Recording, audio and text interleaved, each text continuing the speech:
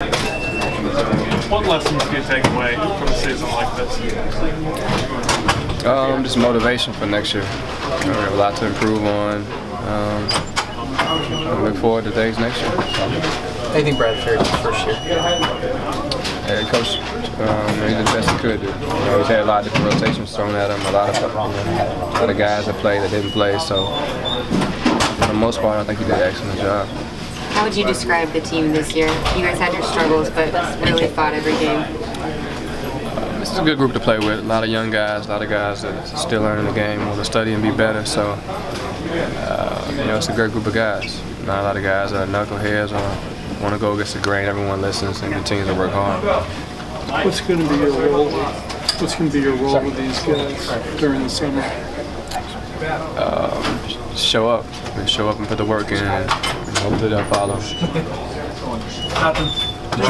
Why were you guys able to avoid the kind of, letting the record get to you?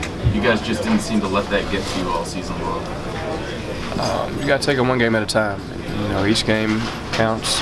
You don't have time to, to feel sorry for yourself or be down because, it's 82 games. So, you guys didn't kill us too much this year.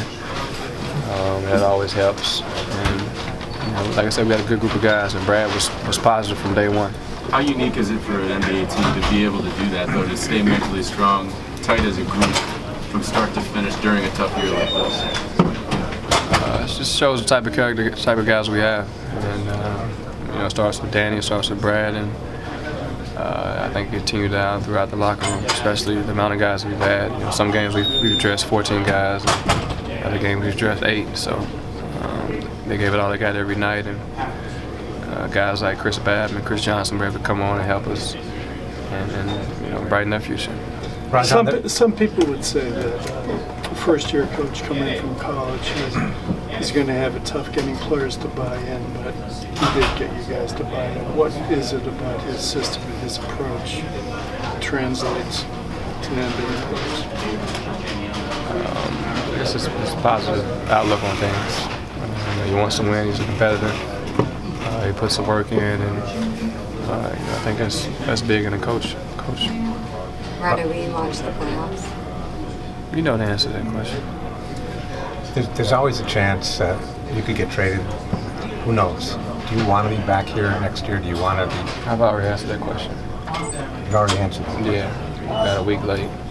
Well, maybe you can give us an update. And no, I won't. Maybe you can give us an update. Next question. Rajon, what do you think about Brandon winning the Red Auerbach Award? I think it's well deserved.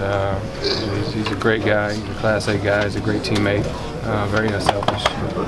And he competes every night. He takes great care of his body on and off the court. And he's always one of the first guys in the gym. It's a great accomplishment for Brandon. And I'm happy. What did it mean for you to have the Boston Marathon survivors here, and just talk about the importance that sports plays in this city?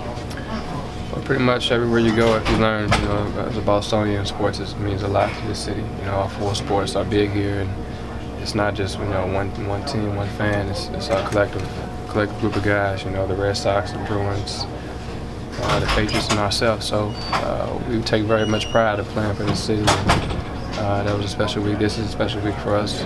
Every athlete in the city, and along with all the Bostonians as well. So it means a lot, and I think I was here around that time. So it's a great day. Do you expect a major shake-up over the summer? Do you think this team will look a lot different next year? You got to ask Danny that question. I don't know. It's out of my control. I don't think too much or worry about things I can't control. Would you like to see that, though? Would you like to see some additions to the roster? But yeah, I think we finished the season with 10 guys, so hopefully we can get 5 more guys. Strong 15 group of guys. I mean, big changes in terms of a big name guy coming in. Who knows? I just want a guy that competes, buys into the system and plays for the team. You're the captain, you're the point guard. Would you like to have some input into what the team does? Yes. Do you think have you made that known to the team?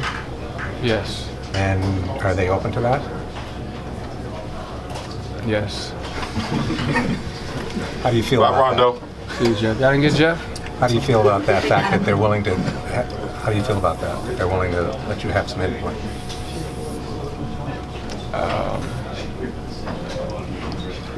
I think it's deserved. Do you think you've established yourself really in this league, that you feel like you're the kind of person that should be really built around and be the person that the team goes to have that kind of input? Everybody's different, you know, every team is different. You know, I wouldn't mind being that guy. I've been that guy in the past couple of years. When we needed guys to recruit or call guys on the phone, I've always did that as well. So this isn't new. And me being the only guy here, maybe with the, you know, I guess the most years or the biggest name or whatever, but back when Kevin Paul and other guys were here, it's still no different. I still think was involved. Some of those days I was in trade talk myself, but for the most part, Danny has always been in great communication with me. He's told me what he has in plans, what he has in store for this team and myself. Final question, folks? Rajon, what's the biggest lesson that you've learned in your first season as the captain? Being a leader. Being a leader, I just have to do it more versus talking. By example, you mean? Correct. Thank you, Rajon.